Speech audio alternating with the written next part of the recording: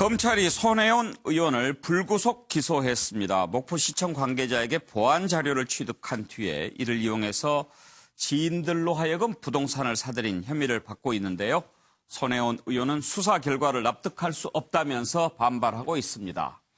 그동안 투기가 아니라 목포 구도심을 살리기 위해서 사재를 털어서 매입했다 이렇게 주장해왔는데 검찰은 이 과정에서 보안 자료를 취득해서 부동산을 사도록 한 혐의가 있다. 몇몇 가지 혐의를 적용해서 불구속 기소했습니다. 손 의원은 그동안에 만약에 투기가 사실이라면 모든 재산을 다 내놓겠다라고 얘기를 했는데요. 자, 수사 결과 납득하기 어렵다라고 얘기하는데 앞으로 재판 어떻게 될지 관심이 모아집니다. 관련된 녹취를 먼저 들어보겠습니다. SBS가 저 한 사람을 죽이려 하고 있습니다. 저는 그 이유를 도대체 알 수가 없습니다. 그래서 SBS를 고발하려고 합니다. 여의도 문법에 맞게 대처한다면 살짝 고개 숙이고 그리고 간사짜리 내놓고 문화체육관광이 상임위를 옮겨서 조용히 잠잠해질 때를 기다리는 것이 아마 맞을 것입니다. 그러나 그렇게 할 수 없습니다. 그것은 손혜원이 아닙니다.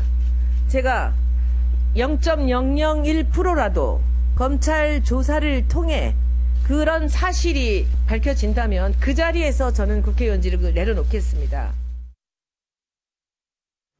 목포시의 도시재생 사업 자료와 국토교통부 주관 도시재생 뉴딜 사업 공모 계획 자료를 목포시청 관계자로부터 받아 위 자료상의 사업 구역에 포함된 토지 3필지, 건물 2채를 취득하고 남편이 대표로 있는 재단법인 회사 및 지인들로 하여금 같은 토지 23필지, 건물 19채를 각 취득하게 하였다는 부패방지법 위반으로 공소사실 첫 번째를 구성하였고요. 그 과정에서 조카 C씨의 명의를 빌려 이와 같이 토지 3필지, 건물 2채를 매수하여 부동산 실명법 위반의 범죄 사실도 있습니다. 예, 변호사 두 분께 좀 먼저 여쭤볼까요? 서종욱 변호사, 일단 기소를 했다면은 범죄 사실이 있다고 검찰이 본 거죠? 그렇죠. 이게 범죄의 어떤 객관적인 혐의, 예. 상당히 혐의가 있을 때 기소하기 때문에 예. 검찰은 이제 그렇게 본 거죠. 지금 이번에 검찰이 기소한 혐의는 어떠한 것들입니까?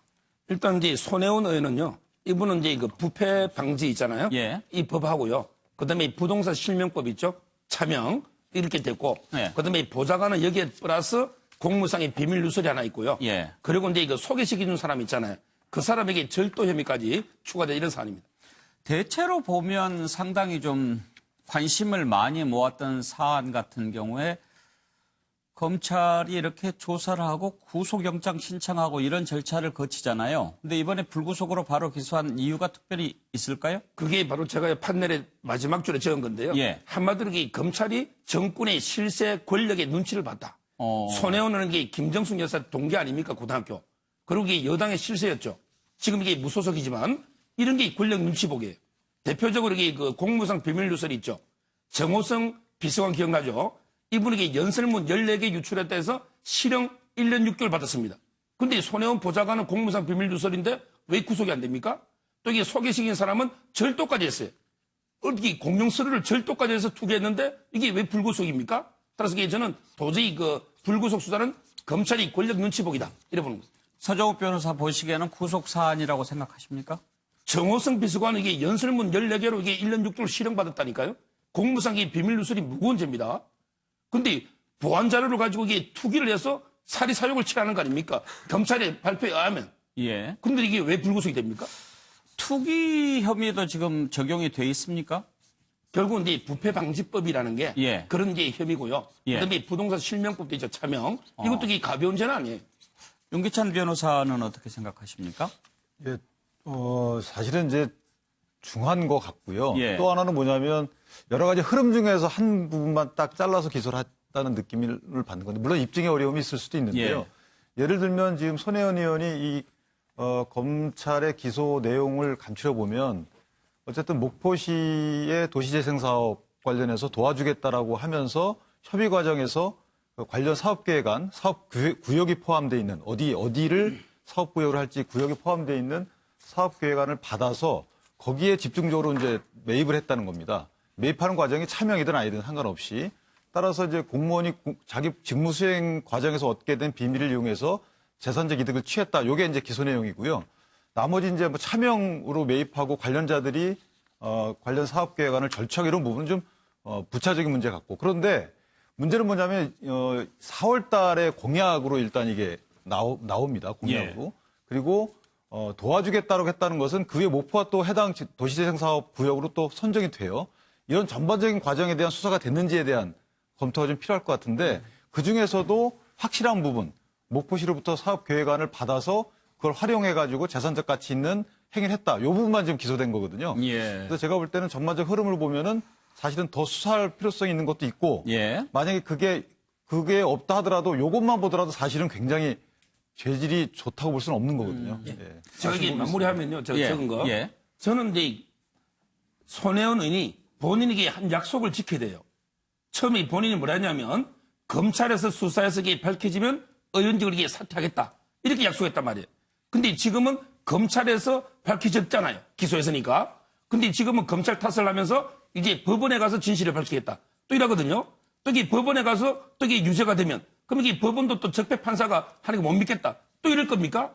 본인이 이게 검찰에서 밝혀지면 사퇴하겠다. 이게 약속을 지켜야 되고요. 그래서 이게 지금이라도 즉각 사퇴해서 재판을 받고 그다음에 그 국회도 이거는 이게 중대한 사안이기 때문에 국정조사라든지 뭔가 이게 대책이 필요하다 이래 봅니다. 그 전에 검찰에서 밝혀지면 의원직을 사퇴하겠다고 그렇습니다. 얘기했습니까? 그렇습니다. 그 팩트를 한번 좀 체크를 그건 해봐야 오늘 되겠는데. 자유한국당에 방금 논평됐습니다. 아까 그 자료를 내면서도 그렇게 예. 이야기를 했습니다. 그랬군요. 예, 그렇기 예. 때문에 오늘 손혜원 의원이 검찰에 사실 기소를 지금 당했지 않습니까? 예. 그럼 경찰 발표 기소를 당했기 때문에 본인의 처음에 약속을 일단 지금 엎은 건 셈이죠. 그러니까 정치적 시그널 한 셈인데 그럼에도 불구하고 저는 뭐 손혜원 의원이 좀 다툴 부분은 분명히 있는 것이 아닐까 하는 생각이 됩니다.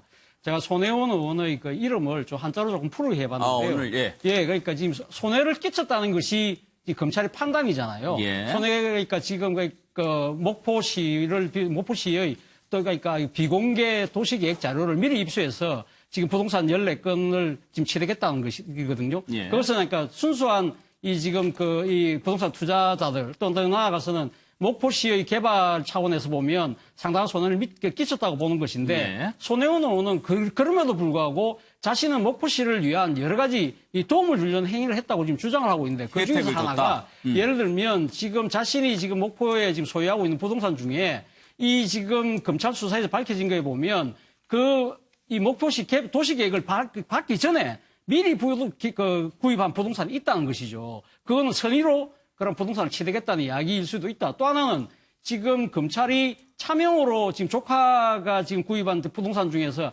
한 건 정도는 지금 차명이라고 이야기하지만 또 다른 조카가 구입한 부동산 3건은 그렇지 않다. 차명이 아니라고 지금 보고 있는 것이거든요. 예. 그렇다고 하면 판단이 엇갈리고 있다. 그렇다고 한다면 손혜원 의원이 주장하는 목포에게 나름대로 이익을 주기 위해서 목포의 구도심을 개발하기 위해서 나름대로 자신이 상당히 이 공을 들였다. 이 부분이 서로 충돌하고 있다는 거죠. 그러니까 예. 검찰은 손해를 줬다고 이야기하지만 본인이 여전히 목포에게 나름대로 자신은 선의를 베풀었다는 것인데 그럼 결국은 어디에서 판결할 것이냐? 법원에서 판결할 것이다. 그 원이 법원이라는 뜻이군요. 것이죠. 그러니까 예. 이 사항을 좀 판단하기에는 아직은 조금 이런 것이 아닐까 생각이 듭니다.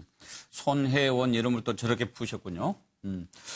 정기남 교수는 아까 그 서종욱 변호사께서 구속을 시켜야 될 사안이다, 형평성 문제도 있다 이렇게 제기하셨는데 어떻게 생각하십니까? 글쎄요, 뭐 현역 국회의원을 소위 이른바 이 보완 자료를 어떻게 보면 이용해서 일정한 어떤 그 이익을 취했다 해서 구속시킨 사례는 법적 논리는 모르겠습니다만 정치적으로 볼 때는 좀 과한 처벌일 수 있고요. 예. 저는 어쨌든 기소 자체가 됐다는 것이 또 주는 정치적 파장도 저는 크다고 보여집니다. 그동안 이게 본인은 뭐 투기가 아니라면 뭐 투기라면 뭐 차명이 이익이 있다면 뭐 하면서 앞서 우리 서정욱 변호사도 얘기했습니다만 1월 12일인가요? 탈당 기자회견한 때 당에 부담을 주지 않겠다고 하면서 검찰 조사에서 사실관계가 밝혀지면 국회의원직을 내려놓겠다라고 예. 얘기한 건 사실입니다.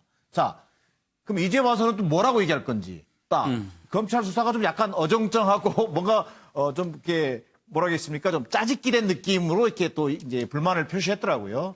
근데 저는 모르겠습니다. 뭐 기부하려고 했던 것인지 그 순수한 마음이 그 통하지 않았던 것인지는 모르겠습니다만 진실은 물론 뭐 재판 절차를 통해서 밝혀질 걸로 보여집니다. 그러나 공인으로서 국회의원이라고 하는 직을 가지고 있는 공인으로서 손혜원 의원이 이 과정에서 보여진 처신과 어떤 그 뭐랄까 입장 이런 부분들은 국민적 어떤 납득을 하기는 좀 어려운 대목이 너무 많다. 예. 뭐 이런 생각이고요. 특히나 더 오늘 뭐 더불어민주당 입장에서도 물론 지금 탈당했습니다만 또 정의당에서도 마땅한 논평을 내놓지 않았어요. 뭐 그만큼 정부 여당으로서는 좀 곤혹스러운 측면이 있는 것이라고 좀 이해되고요. 마지막 하나만 덧붙이면 자 애꿎은 목포 시민은 그럼 뭡니까? 그래서 이게 목포 도시 재생 뉴딜 사업이라고 하는 것이 굉장히 의욕적으로 추진되는 또 사업 중에 하나인데 이 사업 자체가 지금 완전히 올스톱돼 있다라고 한 거예요. 그런 부분에서 손혜원 의원에 대한 처벌과는 별개로 도시 재생 사업 자체는 애초에 어떤 목표했던 대로 추진되는 것이 또 저는 온당하다 뭐 이런 판단입니다. 예. 정태근 의원께서는 어떻게 보시는지 궁금한데요. 지금 검찰이 적용한 혐의가요. 부패 방지 및 국민권익위원회의 설치와 운영에 관한 법률 위반, 부동산 실권리자 명의 등기에 관한 법률 위반, 공무상 비밀 누설 혐의 뭐 이런 정도거든요. 좀 쉽지는 않아요. 이런 적용한 법률들이. 쉽게 생각하면 예를 들면 저희가 70년대, 80년대, 90년대 복부인들을 비난을 하고 심지어는 구속 처벌도 했잖아요. 예. 복부인이 뭐냐면은요. 개발 정보를 사전에 입수해서 예.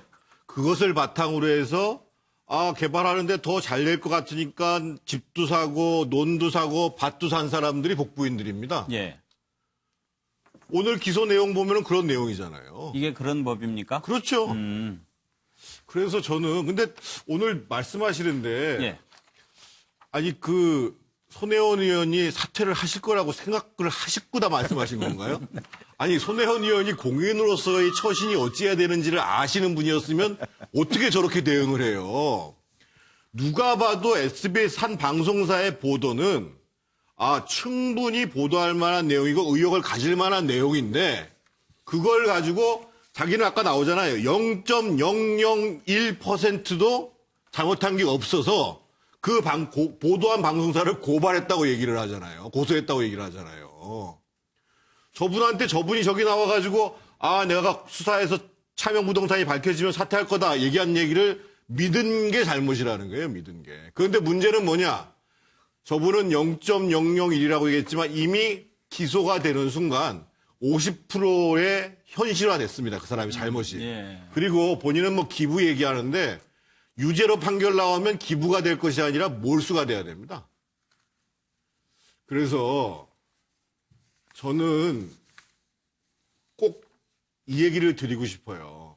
재판 결과가 어떻게 날지는 모르겠습니다만 그동안 손혜원 의원이 저렇게 행동할 수 있었던 것은 본인의 성격도 있지만 손혜원 의원을 두둔했던 많은 정치권의 사람들이 있습니다. 정당이 있었고 저는 그분들이 분명한 오늘 사태를 두고 자신들의 입장을 한 번쯤은 국민들한테 솔직히 얘기를 해야 될 것 같고 손혜원 의원한테는 솔직한 대답을 기대하고 싶지는 않습니다.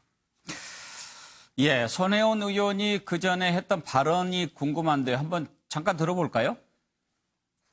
내가 갖고 있다가 나중에 세월이 지나서 20세기, 21세기 거를 박물관이 필요로 하면 그때 기증을 한다. 그러려고 모았다가 제 컬렉션의 시작입니다. 처음부터 저는 가지려고 한 게 아니라 주려고 한 겁니다. 뭐든지 저는 제가 내놓을 수 있어요. 그리고 뭐 아까 야당에서는 뭐 그러려면 국가에 환원해라. 이 10년도 전부터 하는 얘기입니다. 국가에 드리겠다고. 하나도 가질 거 아니고요. 다 드릴 겁니다. 예, 양문석 박사. 예, 뭐 우리가 손혜원 의원 이야기를 들었는데 본인이 가지고 있던 선의에 대한 이야기를 쭉 했어요. 그런데 이제 검찰에서 이제 기소를 했단 말이에요. 근데 또 손혜원 의원은 검찰에서 뭔가 잡히면 이 모든 것들을 다 그 사회에 내놓겠다, 완화시키겠다 이야기했는데 어쨌든 검찰에 잡혔다는 부분을 1차적으로 이제 좀 봐줘야 되는 거고 두 번째는 우리가 그동안 수없이 이야기했던 건 다 부동산 실명제법 위반이었습니다. 차명으로 토지를 소유하고 그다음에 건물을 소유하고 했던 부분이 언론에 있어서 그동안 집중적으로 이야기됐던 부분인데 이 부분에 있어서 들여다보면 말 그대로 여간 하나 빼고는 다 부동산 실명제법으로부터 자유롭다라는 거죠. 이제 이렇게 했었을 때 검찰이 부패방지법으로 이제 기소를 했단 말이에요. 공직자 업무상 비밀 이용 금지 법안을 이제 위반했다라는 건데 이 부분은 전혀 또 새로운 그 문제입니다. 그동안 손혜원 의원에 대해서 집중적으로 공세를 퍼부었던 언론이든 그다음에 정치권에 있어서 손혜원 의원이 이 비판을 받았던 핵심적인 문제는 부동산 실명제법이었거든요. 근데 이게 말 그대로 아주 작은 태삼행동의 서일필과 같은 그 내용으로 축소되어 버렸다는 부분에 있어서 이 문제를 바라보는 시각들이 좀 더 냉정해져야 된다. 예. 생각을 하고 있습니다. 제가 근데요, 이 자리에서 이 손혜원 의원이 부동산을 찍는 수준은 유현진이 제구력보다 더 뛰어나다는 말씀을 드린 적이 있어요. 왜 그러냐면 근대문화구역에 정확하게 다 찍었어요. 예. 근데 오늘 기소된 내용을 딱 보니까 이미 정보를 알고 있었다는 거 아니에요? 자기가 요청해가지고 받았다는 거 아니에요? 예. 그게 제구력이 아니라 사전에 정보를 입수하고 거기서 찍어서 부동산을 구입했다는 거 아니에요? 제가 손혜원 의원을 특별하게 이 옹호하거나 방어하기 위한 논리가 아니라 그동안 우리가 계속해서 지난 6개월 동안 진척돼 왔던 과정에서 보면 박지원 의원마저도 처음에는 손혜원 의원의 선의를 믿었다가 차명 소유 부동산 문제가 터지면서 만약에 저게 사실이라면 심각한 문제가 있다라고 하면서 후퇴를 했단 말이에요. 그 정도로 차명으로 부동산을 가졌다라는 부분에 모든 게 집중되어 있었고 정태근 전 의원께서 말씀하셨던 뛰어난 제구력에 대한 부분들은 극히 소수거나 거의 유일하게 정태근 의원만 뭔가 사전 정보에 대한 캐치가 있었을 것이다라는 부분이 아니 그 방송사에서 보도를 할 때 네. 놀랍게도 이 손혜원 의원과 그 지인이라고 하는 사람들이 다 매입한 집들이 네. 정확히 맞아떨어진다라는 것을 얘기했어요. 그래서 목포시청의 관계자들하고 문화지청 관계자들도 나중에 이것을 3배수에서 점점 줄여가는데도 어떻게 정확히 그 안에 들어가 있냐. 이게 문제가 됐었다니까요. 그게 핵심 이제 보안 자료 그럼요. 부분인 거죠. 예, 서정욱 변호사. 예. 조금 전에 정태근 의원님이 예. 확률을 0.001%에서 기소가 돼서 50% 예. 했잖아요. 근데 참고로 2017년 기준에 공소가 제기되고 나서 이게 무죄 논게요. 예. 3.65%입니다. 이 말이 97% 유죄됩니다. 97%가 유죄입니다. 50%가 아닙니다. 아하. 무죄는 3.65%. 예. 그래서 그걸 정정하고요. 그다음에 양문석 우리 선배님이 뭐라 했냐면 이게 부동산 실명법이 떠들썩했는데 예. 마치 이게 다른 법으로 한 것처럼 돼 있지만 실제 기소는 부동산 실명법은 이제 창성장 있잖아요. 이게 어린애들 얼굴도 못 본 사람들 있잖아요. 청년들. 3명이 명의로 이게 이제 기소가 된 거고요. 근데 실제 재단 같은 명의 있잖아요. 이것도 이게 명백한 증거는 없어 기소는 안 됐지만 상당히 의혹이 있기 때문에 기소가 안 됐다 해서 무조건 이게 실명법 위반이 아닌 건 아니니까. 예. 그렇게 명확한 건 한 거예요. 예.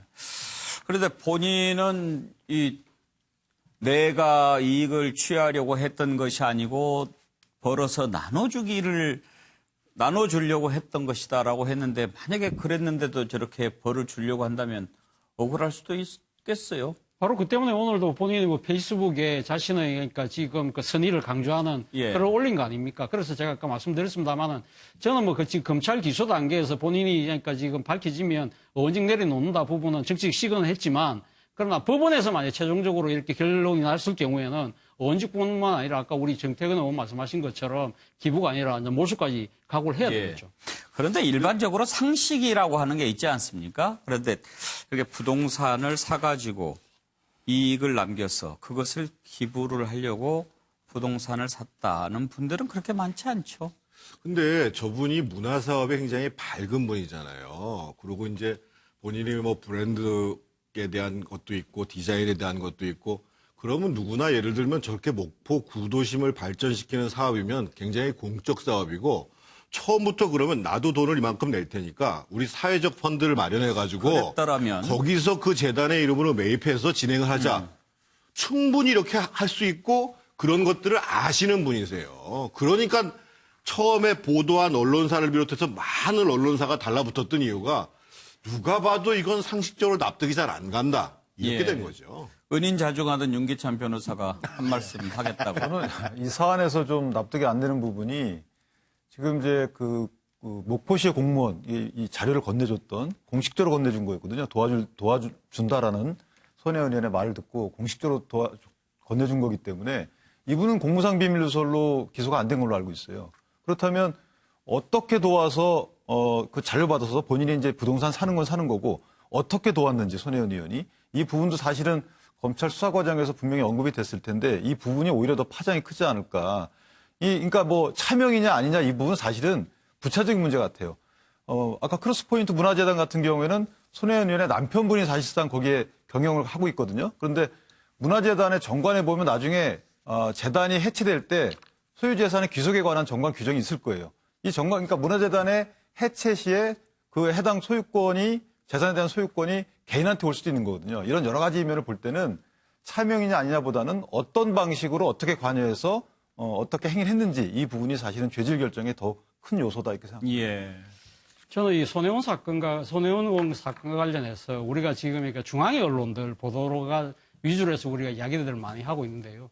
이 사건이 한참 진행 중일 때 제가 이 목포의 지역 방송 예. 보도를 한번 유심히 안 봤어요. 그러니까 목포의 지역 방송은 손혜원 의원의 이 투기 의혹에 대해서 상당히 다른 시각을 갖고 있다는 것이죠. 그러니까 목포가 그만큼 낙후되고 도심이 이렇게 완전 침체되어 있을 때 이러한 부분을 공론화시키고 결국은 이렇게 이 근대 역사 문화 유적지로 나올 때까지 손혜원 의원의 공을 우리가 어떻게 이렇게 매도할 수 있을 것이냐 이 부분에 대한 현지 주민들의 인터뷰를 이야기하는 걸 쭉 들어보니까 아무데라도 뭐 장성장을 비롯한 여러 가지 부분들에 있어서 사실 그때만 하더라도 아무리 그것이 근대 문화유적지로 지정이 된다 하더라도 그것이 거기서 재산상 이익을 얻을 수 있을까? 그 현지 주민들도 반신반의했다는 것이죠. 그러니까 그런 측면에서 본다고 한다면 지역 주민들 입장에서는 그러니까 이 목포라는 이 상당히 그 우리 근대화 시기에 있어서 상당히 선진화되고 앞선 도시였지만 그러나 현대화 과정에서 완전히 뒤처졌던 이 목포라는 도시를 재생시키고 하는데 뭔가 이렇게 계기를 마련해 준 측면